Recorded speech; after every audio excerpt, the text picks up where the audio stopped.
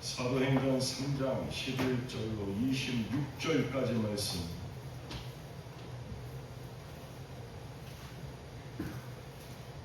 제 성경은 신약성경 190면 191면입니다. 사도행전 3장 11절로 26절까지 말씀.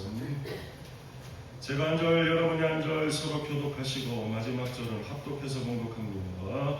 나은 사람이 베드로와 요한을 붙잡으니 모든 백성이 크게 놀라며 달려나가 솔로몬의 행각이라 불리우는 행각에 모이거늘 베드로가 예수를 보고 백성에게 말하되 이스라엘 사람들아 이 일을 왜 놀라게 했느냐 우리 개인의 본들과 경건으로 이 사람을 겪게 하소서 왜 우리를 주목하느냐 아브라함과 이삭과 야곱의 하나님 곧 우리 조상의 하나님이 그의 종 예수를 영원롭게 하셨느니라. 너희가 그를 넘겨주고 빌라도가 놓아주기를 결의한 것을 너희가 그 앞에서 거부하였으니 너희가 거룩하고 의로운 일을 거부하고 의로운 선한 사람을 놓아주기를 구하여 생명의 주를 죽였도다. 그러나 하나님이 죽은 자 가운데서 그를 살리셨으니 우리가 이 일의 증인이라. 그 이름을 믿음으로 그 이름이 너희가 보고하는 이 사람을 소상하였으니 예수와 하나님이 너희 모든 사람들고 이같이 완전하게 하였느니라. 형제들아 너희가 알지 못하여서 그리하였으며 너희 관리들도 그리한 줄 아노라. 그러나 하나님이 모든 선지자의 입을 통하여 자기의 그리스도께서 원하시기를 이해하게 하신 것을 이와같이 이루셨느니라. 그러므로 너희가 회개하고 돌이켜 너희 죄 없이 함을 받으라. 이같이 하면 새롭게 되는 날이 주 앞으로부터 이를 것이요 또 주께서 너희를 위하여 인도하신 그리스도 예수를 보내시니라. 하나님이 영원 전부터 거룩한 선지자들의 입을 통하여 말씀하신 바 만물을 회복하실 때까지는 하늘이 마땅히 그를 받아두리라. 모세가 말하되 주 하나님이 너희를 위하여 너희 형제 가운데서 같은 선지자 하나님을 부를 것이니 너희가 무엇이든지 그의 모든 말을 들을 것이라. 누구든지 그 선지자의 말을 듣지 아니하는 자는 백성 중에서 멸망받으리라 하였고 또한 사무엘 때부터 이런 모든 것자도 이때를 하리라 하였느니라. 너희는 선지자들의 자손이요 또 하나님이 너희 조상과 더불어 세우신 언약의 자손이라. 아브라함에게 이르시기를 땅 위의 모든 족속이 너희 씨로 말미암아 복을 받으리라 하셨으니 하나님이 그 종을 세워 복 주시려고 너희에게 먼저 오래사 너희로 하여금 돌이켜 각각 그 악함을 버리게 하셨느니라. 아멘. 이 시간 찬양에 나와서 찬양합니다. 잘 될 겁니다. 행복하세요. 오늘은 좀 빈자리가 좀 많죠? 다음 주에는 채워질 줄로 믿습니다. 한 장로님이 소천하셔서 하늘나라에 가셨습니다. 그 입구에서 예수님이 반갑게 맞아주시면서 아직 갈 길이 머니까 밥이라도 먹고 가자 그러시면서 중국집으로 안내하시더래요. 배고픈 차에 잘 됐다 생각하는데 메뉴가 없더랍니다. 그냥 주는 대로 먹는 식당이랍니다. 그런데 같은 교회에 출석하셨던 집사님 한 분이 장로님보다 먼저 와가지고 거기서 식사를 하시는데 탕수육을 드시고 계시더래요. 그래서 순간 장로님이 저 집사님이 탕수육 먹는 거 보니까 나는 더 맛있는 요리를 먹겠구나 그러면서 기다리는데 짜장면이 나오더랍니다. 그것도 배고파 죽겠는데 양도 얼마 안 되는 보통으로 나오는 거예요. 그 곱빼기도 아니고. 그래서 실망해서 예수님한테 아니 저 집사님한테는 탕수육을 주고 장로인 저한테는 겨우 짜장면 보통 짜장면 주십니까? 그렇게 항의했더니 예수님이 그 장로님한테 뭐라고 했는지 아세요? 김장로 그냥 먹어. 너네 교회 담임 목사는 지금 배달 나갔어. 먹지도 않고 배달 나갔어. 예수님이 자기를 낮추는 사람이 천국에서 큰 자라고 말씀하셨는데 자기를 낮추는 게 낮아지는 게 얼마나 어려운지 모릅니다. 제가 아직 적응이 안 돼서 좀 불편해요. 구름 위에 떠 있는 것 같아요. 왜 구름 위에 떠 있는 것 같은지 궁금하시죠? 밑에 우리 백명수 권사님이 방수를 해놓으셨는데 얼마나 푹신한지 구름 위에 떠 있는 것 같아요. 이 무겁고 육중한 몸이 아주 가볍고 둥게 감사합니다. 사랑하는 사람이 불치병에 걸리면 하나님께 간절히 간구하는 바는 기적입니다. 기적으로 다시 일어서시기를, 깨끗하게 고침받으시기를. 그래서 새벽에 찬송하면서 특별히 이 찬송이 들리면 저도 모르게 찬송을 따라가면서 기도하게 돼요. 그게 뭐냐? 성령이여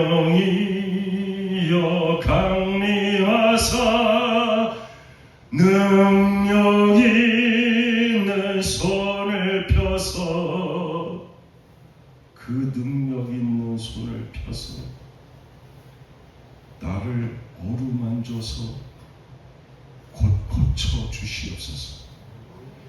사랑하는 성도들 어루만지사 꼭 고쳐 주실 줄로 믿습니다.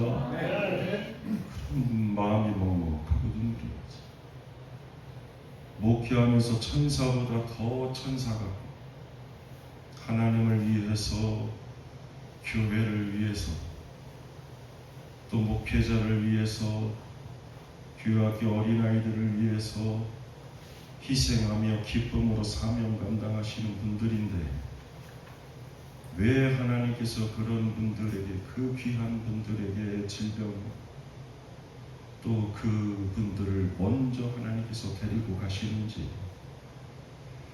간절히 기도했는데 가슴 아프게도 바라는 그 기적의 역사가 일어나지 않는 경우는 종종 있습니다. 그런데 오늘 본문 말씀은 바라는 기적의 역사가 일어난 말씀입니다. 태어나면서부터 40여 년간 안전뱅이 거린으로 살았던 사람이 일어나 걸었습니다. 그 모습에 안전뱅이 자신도 주변의 사람들도 모두 다 놀라서 베드로와 요한에게 달려나옵니다. 이에 베드로가 저들에게 이렇게 말하는데, 오늘 본문은 베드로의 선교죠. 본문 12절 말씀을 보면 이렇게 말씀합니다. 본문 12절 합독합니다. 베드로가 이것을 보고 백성에게 말하되 이스라엘 사람들아 이 일을 왜 놀랍게 여기느냐? 우리 개인의 권능과 경건으로 이 사람을 걷게 한 것처럼 왜 우리를 주목하느냐? 왜 우리를 주목하느냐? 아니 사람들이 베드로와 요한 주목하는 거 당연한 거 아닙니까? 마술만 해도요 사람들이요 주목합니다. 그런데 태어나면서부터 안전뱅이로 태어난 자가 일어나 걷는 기적의 역사가 일어났습니다. 그러면 주목하는 거 당연하잖아요. 그런데 베드로와 요한은 자신들의 권능과 경건으로 기적을 행한 것이 아니라고 말합니다. 그러면서 안전뱅이가 일어난 기적보다 더 중요한 이야기, 저들이 반드시 들어야 살게 되는 복음을 전하고 있는 겁니다. 그렇다면 그 복음이 무엇이냐? 첫 번째로 오늘도 하나님은 살아 역사하신다는 말씀입니다. 오늘도 하나님은 살아 역사하십니다. 안전뱅이 거린이 일어난 놀라운 기적을 베푼 다음에 만약 제가 베드로라면 자 또 치유받고 싶은 사람들이 있으면 줄을 서시오 그럴 것 같은데 단번에 유명해질 수도 있고 오늘날 사이비처럼 많은 돈을 벌 수도 있는 그런 절호의 기회입니다. 그런데 베드로는 그렇게 하지 않습니다. 그 기적의 역사를 베푼 다음에 이렇게 말하지요. 본문 13절 합독합니다. 아브라함과 이삭과 야곱의 하나님 곧 우리 조상의 하나님이 그의 종 예수를 영원롭게 하셨느니라. 너희가 그를 넘겨주고 빌라도가 도와주기를 결의한 것을 너희가 그 앞에서 거부하였으니. 갑자기 누구 얘기 꺼내는 거예요? 하나님 얘기 꺼내는 거예요. 기적을 통해서 자기에게 무슨 특별한 능력이 있는 것처럼 다음 사람 나오라고 그러거나 아니면 헌금을 강요하거나 그런 행위하지 않습니다. 오히려 자신을 주목해서 몰려든 사람들에게 자신을 주목하지 말라고 말하면서 아브라함과 이삭과 야곱의 하나님 이야기를 꺼내고 있습니다. 그렇다면 왜 갑자기 베드로가 이야기를 돌려서 아브라함과 이삭과 야곱의 하나님 이야기를 꺼내는 걸까요? 안전뱅이가 일어난 기적은 자신들의 능력이 아니라 살아계신 하나님의 역사이기 때문에 그렇습니다. 그래서 마태복음 22장 32절은 이렇게 말씀합니다. 하나님은 죽은 자의 하나님이 아니요 살아있는 자의 하나님이시다. 그렇게 말씀합니다. 하나님이 어떤 하나님이라고요? 산자의 하나님, 살아 역사하시는 하나님. 생각해 보세요. 아브라함의 아들이 이삭이고 이삭의 아들이 야곱입니다. 세대가 다릅니다. 그런데 하나님은 아브라함의 하나님도 되시고 이삭의 하나님도 되시고 그리고 야곱의 하나님도 되시고. 이게 무슨 말씀입니까? 하나님은 세대를 넘어서 역사하시는 살아 역사하시는 하나님이라는 말씀입니다. 세대를 넘어서 영원 전부터 영원까지 죽은 자의 하나님이 아니라 산 자의 하나님. 그분이 아브라함에게도 나타나셨고 이삭에도 나타나셨고 야곱에게도 나타나셨고 모세와 수많은 선지자들에게도 나타나셨고 태어나서 40년 동안 안전뱅이로 살아온 사람에게도 나타나셨고 그래서 그를 일으켜 세워주셨고. 그렇다면 사랑하는 여러분, 성경 말씀만의 이야기가 아니라 이 말씀을 우리의 삶에 한번 적용해 볼까요? 여러분 신앙생활 하시면서 안전뱅이를 일으키신 하나님, 아브라함과 이삭과 야곱의 하나님, 그리고 나의 하나님 어떻게 여러분 만나보셨습니까? 여러분 만나셨습니까? 세상이 말하는 철학, 심리학, 이성, 생각 속의 하나님이 아니라 오늘도 내게 말씀하시는, 오늘도 살아 역사하시는 하나님 여러분 만나셨습니까? 하나님 만나야, 하나님 만나면 다 끝난 것인 줄로 믿습니다. 그래서 오늘도 우리는 몸부림치는 하나님 만나요. 오늘날 교회와 신앙의 문제가 뭡니까? 안전뱅이가 일어난 기적을 보면서 그저 안전뱅이가 일어났다는 그 사실에만 놀랍니다. 그 기적의 역사를 일으키시는 오늘도 살아 역사하시는 하나님 만나지 못합니다. 마치 아버지가 아이들에게 선물을 가지고 왔습니다.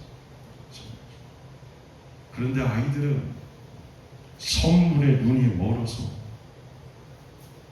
그 선물을 주시는 아버지에 대해서 그 아버지의 사랑과 은혜를 모릅니다. 더 중요한 게 있어요. 그 선물을 주는 아버지는 마음만 먹으면 얼마든지 더 줄 수도 있고 더 좋은 것 주실 수도 있는데, 그런데 당장에 그 선물에만 눈이 멀어서 저는 저와 여러분이 안전뱅이가 일어난 이 기적의 사건을 통해서 알게 되기를, 믿게 되기를 원하는데 뭘 알고 뭘 믿어야 되느냐? 하나님은 오늘도 살아 역사하시는 하나님이라는 것을, 야곱의 그 광야의 밤에 나타나서 축복하신 하나님, 요나의 물고기 뱃속에서 그에게 응답해 주신 하나님, 우리네 인생의 오늘 밤이요 캄캄한 물고기 뱃속 같은 상황이라고 해도 하나님은 오늘도 살아 역사하셔서 여호와 삼마 여기 오늘 내 삶의 자리에 오늘도 하나님은 함께 하시는 줄로 믿고, 살아 역사하신 하나님께서 저와 여러분의 삶에, 가정에 아멘이 될 때까지 올라오래요. 일터에 자녀들에게 살아 역사하신 하나님께서 이 성천 재단에 오늘도 역사해 주시기를 주님의 이름으로 간절히 축원합니다. 하나님 만나야 끝난다니까. 두 번째로 우리가 주목해야 될 것이 무엇이냐? 예수 그리스도입니다.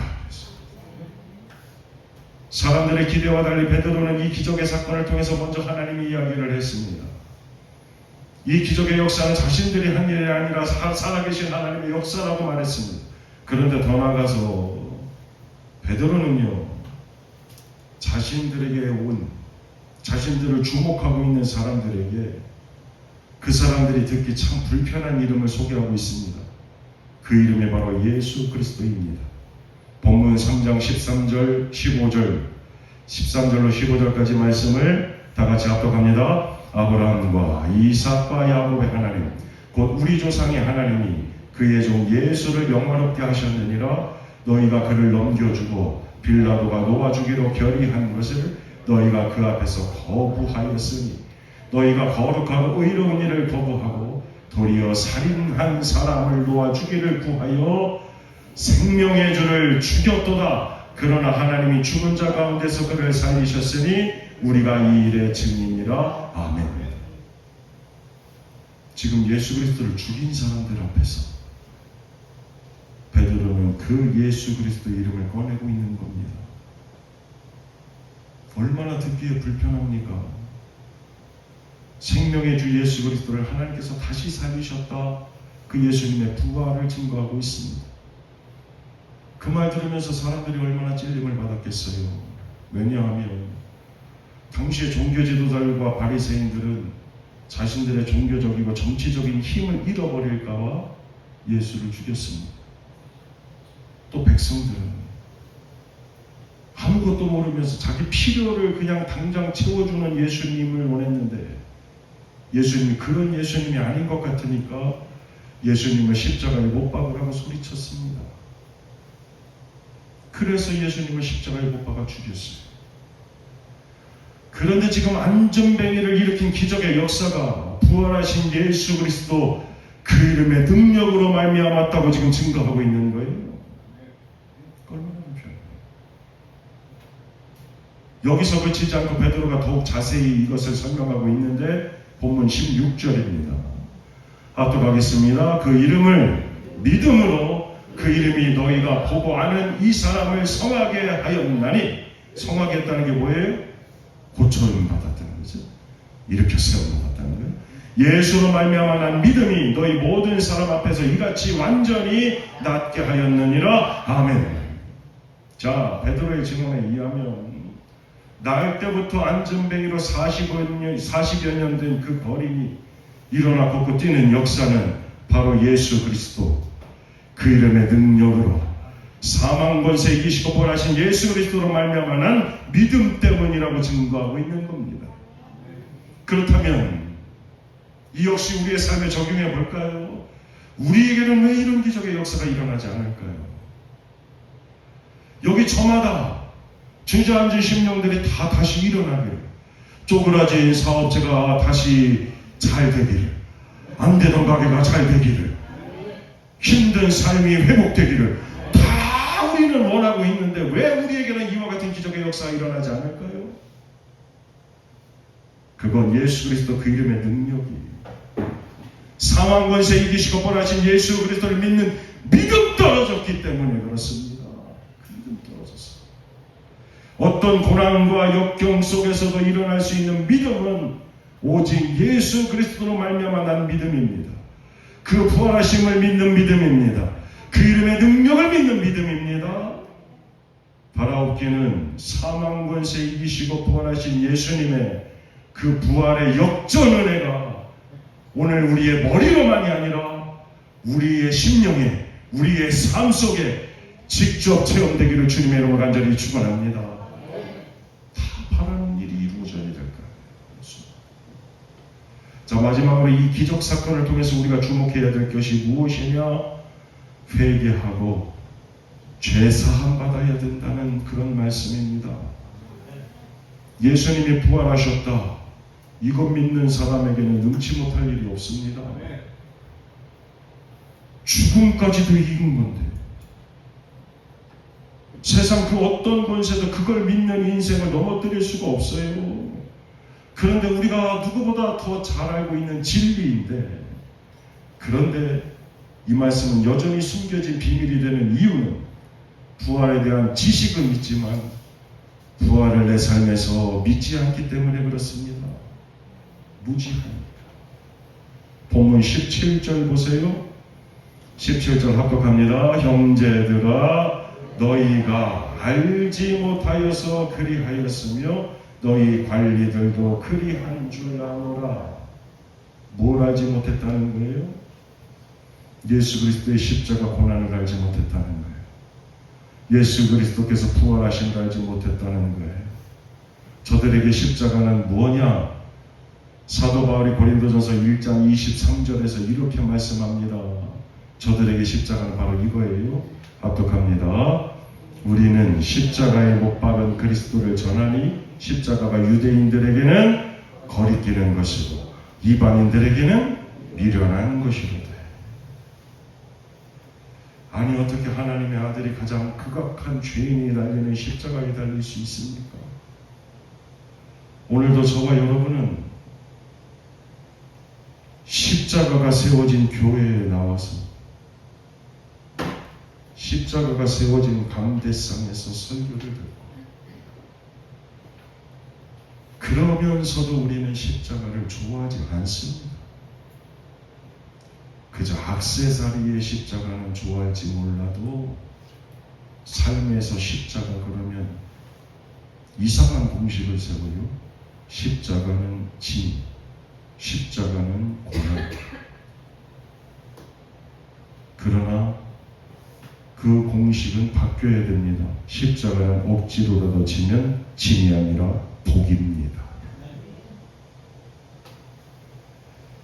고난하는 걸 누구도 좋아하지 않았어.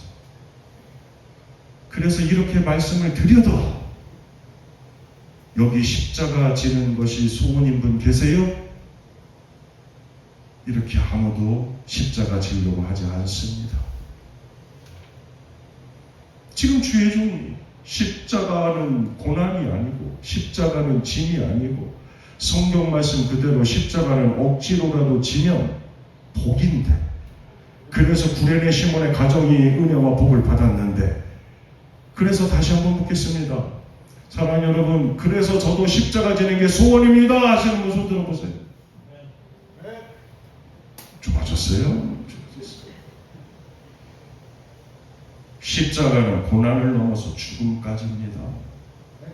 아니, 어떻게 구원자 예수 그리스도께서 죽으실 수 있습니까? 이해가 안 갑니다. 우리가 생각하는 예수님, 우리가 바라는 예수님 어떤 분입니까? 저들과 똑같습니다. 내가 원하는 거 있을 때 내가 원하는 거 주시고, 내가 아플 때, 내가 고통스러울 때 즉시 나를 고쳐주시고 나를 구원해 주셔야 되는 분. 그런데 예수님은 무기력하게 십자가에 달리셨어요. 왜요? 우리의 죄와 허물 때문에. 그가 찔림은 우리의 허물을 인하며 그가 상함은 우리의 죄악을 인함이라. 죄가 없으신 예수 그리스도께서 고난을 받으시고 십자가에 달리셔야 했던 이유는 바로 저와 여러분의 죄 때문입니다. 그런데 우리는 십자가에 달린 예수님을 조롱했던 유대인들처럼 오늘도 그렇게 조롱해요. 삶의 고난이 닥치고 역경이 찾아오면 십자가 앞에 우리 죄를 자복하고 회개하기보다는 예수님 십자가에 달리셨을 때 한편 강도처럼 당신이 하나님의 아들이거든 십자가에서 죽지 말고 보란듯이 십자가에서 내려와 보라고, 당신이 그리스도라면 자신과 우리를 지금 구원해 보라고. 내 십자가의 고난, 이 문제 해결하지 못하면 당신은 내 삶의 구세주가 될 수 없다고 그렇게 원망하고 불평합니다. 사랑하는 여러분, 좀 더 신랄하게 우리의 신앙 상태를 점검해 보자고 말씀드릴까요? 사랑하는 여러분, 여기 병이 있고요, 여기 죄가 있습니다. 여러분, 어떤 게 더 무섭습니까? 어떤 게 더 무서워요? 당연히 죄죠. 그런데 실제로 우리는 죄보다 병을 더 무서워해요. 죄사함보다 병고침에 더 많은 관심을 갖습니다. 이유요? 간단하죠. 병고침은 당장 눈에 보이니까, 죄사함은 눈에 보이지 않으니까. 실제로 예수님 공생의 당시 예수님 찾은 수많은 사람들은 대개 약한 것을 고치신, 모든 질병을 고치신 병고침의 소원을 가지고 예수님을 찾아 나왔습니다. 그때 당시에 죄사함의 소원을 가지고 예수님께 나온 사람은 단 한 사람도 없습니다. 예수님이 그것이 안타까우셨어요. 그래서 수많은 병자들의 병을 고쳐주시면서 네 병이 나았다라고만 말씀하시는 것이 아니라 그보다 더 자주 네 죄사함을 받았느니라 그렇게 말씀하셨습니다. 예수 믿어 받은 복이 참 많지만 그 복 중에 최고의 복은 두말할 것 없이 죄사함의 복입니다. 죄로 더럽혀진 내 삶의 그릇에는 아무것도 담을 수 없습니다. 그런데 하나님께서 예수 그리스도의 십자가 보혈을 통해서 내 죄를 깨끗하게 씻어주시고 내 삶의 그릇에 온갖 아름답고 귀한 것을 담게 해주셨고 오늘도 담아주시는 줄로 믿습니다. 무엇보다 죄 지으면 천국 갈 수 없는데, 죄로 지옥 갈 인생이 나였는데 그런 내가 예수 믿어 천국 백성 되게 해주셨습니다. 그러니까 내 죄 사함을 받았느니라. 그것이 오늘도 복음 중에 복음입니다. 안전뱅이가 일어나 걸음이 복이 아니라 그 역사를 일으키시는 예수 그리스도를 나의 구세주로 믿어 내가 하나님 자녀가 되고 내가 천국 백성 된 것이 복 중에 복입니다. 자, 이제 말씀 마칩니다. 사랑하는 여러분, 이 기적의 역사가 예수님 당시에만 일어났을까요? 아니요. 이 기적의 역사는 지금도 일어나고 있습니다. 하나님 오늘도 살아 역사하시는 하나님이니까 제가 그 기적의 역사의 한 주인공을 좀 여러분에게 소개하려고 그럽니다. 기회가 되면 우리 교회 꼭 한번 모셔서 함께 은혜를 나누고 싶은데, 이분이 어떤 분이냐면 성국 오페라단의 단장이시고 특별히 이분이 감리교 권사님이에요. 대전 중앙감리교회 백기영 권사님입니다. 이분이 충남 공주에서 태어나셨고요. 서울대 음대에서 성악을 전공하셨고 세계적인 그 음악대학인 오스트리아 빈 국립음대를 졸업하신 분입니다. 귀국한 후에 공주대학 음악교육과 교수로 재직하셨고 그때 창작 오페라, 아주 유명한 오페라예요. 이순신, 그걸 작곡해서 세계 각국에서 연주를 하셨습니다. 그 공로로 이분이 국무총리상 받으셨고요. 충청남도 문화상도 받으셨고 화관 문화훈장도 받으셨습니다. 자, 여기까지만 놓고 보면 그야말로 성공 인생이죠. 그런데요, 그분의 삶은요, 그야말로 눈물 없이는 들을 수 없는 기가 막힌 사연이 있습니다. 2살 때 가정 형편이 어려워서 어머니가 그를 친척집에 맡겼습니다. 그러던 어느 날 8살 난 고모 등에 엎여있던 이 아기가, 이 귀염이가 고모가 마루에서 넘어지는 바람에 마당에다가 떨어졌습니다. 그로 인해서 척추를 아주 심하게 다쳤습니다. 하루아침에 앞가슴이 튀어나오고 등 뒤는 곱사등이 되고 키가 제대로 자라지 못하는 척추장이 됐어요. 흔히 말하는 그렇게 꼽추로 55년을 살았습니다. 이분이 고등학교 때 예수님을 구세주로 영접했는데, 그런데도 그 비참함과 그 자기 열등감을 다 떨쳐낼 수가 없습니다. 여러분, 꼽추가 돼서 55년 산 그 세월을 어찌가 말로 설명할 수 있겠어요? 그런데 어느 날 교회에서 신령 대부흥회를 해서 거기 참석했는데, 그때 은혜를 받아서 그동안 자기가 자기 신세를 한탄하고 하나님을 향해서 또 가족들을 향해서 세상을 향해서 원망 불평만 쏟아냈던 것 철저하게 회개하고 그러면서 가슴 치며 눈물을 흘리는데, 그때 가슴 깊은 곳에서 하나님의 음성이 들려오더랍니다. 그 음성이 뭐냐? 내가 너의 등을 편다.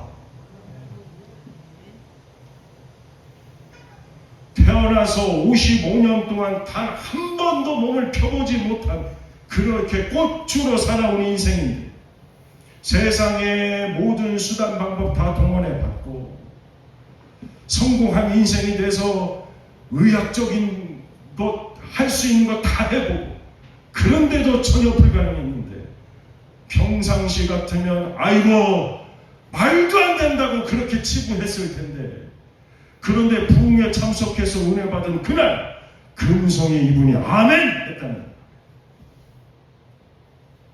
그리고 그때로부터 5일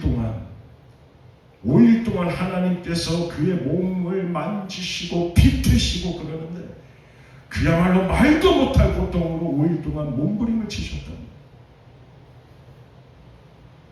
비트실 때마다 까무러치고. 그리고 5일이 지난 다음에 어떻게 됐을까요? 그분의 등이 펴졌습니다. 태어나서 단 한 번도 펴보지 못했던 몸이었는데, 그런 그분의 몸을 하나님께서 반듯한 몸으로 견고하게 세워주셨습니다. 그 기적의 역사를 경험하고 난 다음에 지금까지 백기영 교수님이 전국과 세계 각국을 돌아다니면서 오늘도 놀라운 기적의 역사를 일으키시는 살아 역사하시는 하나님을 증거하고 있습니다. 궁금하시면 찾아보십시오. 백기현 교수 치면 나와요. 자, 이제 그 기적의 주인공이 저와 여러분이 될 수 있기를, 그래서 오늘도 하나님께서 살아 역사하심을 증거할 수 있기를 소망하고 또 믿습니다. 우리 승천교회가 더 이상 이제 교회 부흥 안 된다 말할 때, 우리는 그래도 부흥의 역사를 지금 쓰고 있습니다. 바라옵기는 여러분의 삶도 안전뱅이의 삶이 아니라 일어나 걷고 뛰며 성소에서 하나님 찬양하는 그런 기적의 인생들이 되시기를, 그래서 오늘도 그 기적의 역사를 일으키시는 예수 그리스도 그 이름을 의지하고 그 이름으로 기도해서 그 기적의 주인공들이 다 되시기를 다시 한번 주님의 이름으로 간절히 축원합니다. 기도하겠습니다. 거룩하신 하나님, 저들 개인의 삶과 자녀들과 가정과 일터와 그리고 우리 승천교회도 나면서 걷지 못하던 자가 예수의 이름으로 일어나는 그와 같은 기적의 역사가 일어나기를 간절히 소망하며 또 믿습니다. 그러나 기적의 순간마다 그 일 행하시는 분이 예수님이라는 사실을 기억하며 오늘도 믿음의 주여 온전케 하시는 예수를 바라보게 하여 주시고, 그 이름으로 구하고 기도하여 응답받는 기적의 주인공들이 되게 하여 주옵소서. 예수님의 이름으로 기도하옵나이다. 아멘.